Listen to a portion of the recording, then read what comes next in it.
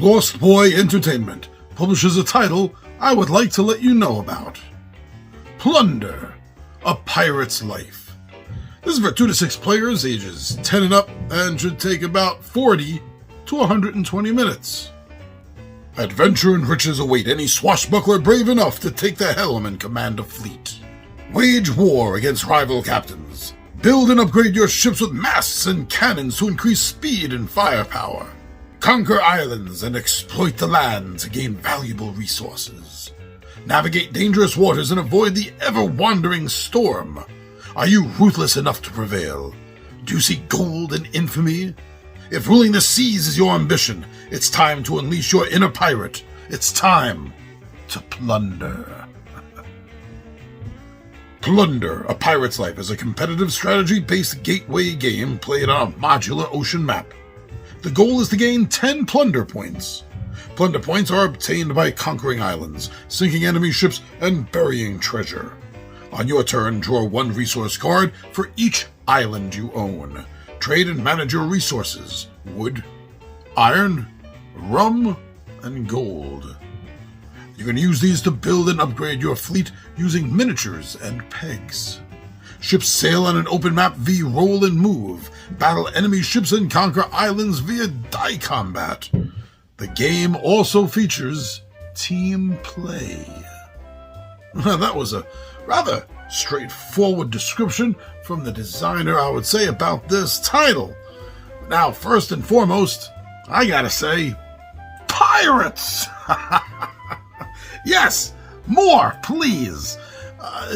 There has been a little bit of an uptick, I would say, in pirate-based board games, but I would still like to see some more. I don't think it's a fully tapped field yet.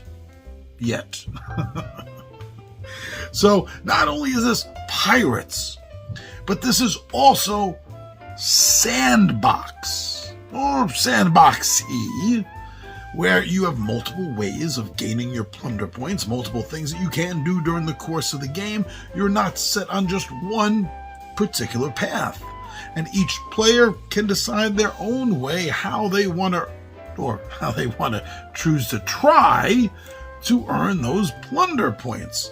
I am a big fan. I love any board game that has this sandboxy feel or attempt to capture a truly sandbox feel, which obviously for a board game is impossible.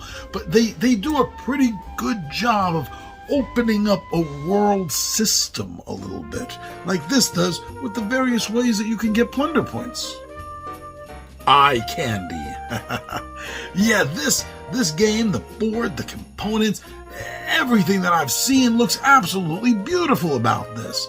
I love the ships, the way the little, I don't know how to call it, stubby little look on the ships looks really great. But, and I also love the fact that they use pegs for crewmen, and the crewmen that are pegged in are the health of the ship. You lose all your crewmen, the ship's not going anywhere. That's pretty thematically correct, I believe. Now, as the description itself said, talking about upgrades on this, that you're able to use that which you acquire and make better things for your ship, like masts so you can move faster, or cannons so in combat you may be able to get a better edge over one of the other opponents that you're facing in the game. I like this concept that you're able to put back into the system, specifically back into your part of the system, and you're able to bring the game forward a little bit, evolve it a little bit, make it a little deeper, I think is what I'm trying to say here, because you are able to customize things in a way. What you're doing, your decisions are physically going to be changing your ship, and I mean that physically, because you add these things onto the ship. You put on the little mast, and it looks really cool. But your decisions are changing your ship the way you want to change your ship when you want to change your ship. I like that.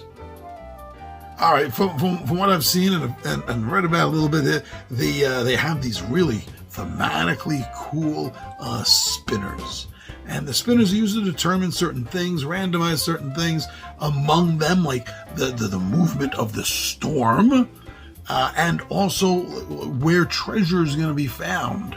I think this is a really great little touch for what I've seen in the game. It looks like it's going to add in that extra level of oomph, I guess to call it. You know, that little extra tweak to make you feel even more so that you are in and involved in this world. Nice touch. Now that modular map looks really cool too. I like the fact that it all sits inside the sort of the grid tracker, so you can figure out where like A3 is, things like that. But it's cool because sitting in there, it helps keep the tiles together and they're not like just, you know, willy-nilly sliding all over the table. Keeps them put. I like that. So I definitely have room on my shelf for another pirate game.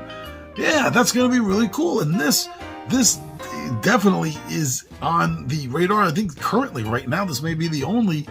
No, I think there's about like two. This and well, I don't have to talk about competition, but yeah, there's like only 2 pirate games on my list right now for the shelf, and this is one of them, and these are some of the reasons why. So I hope some of the things that I said, some of the images that you saw, is going to do something to make you think you might be interested in this as well.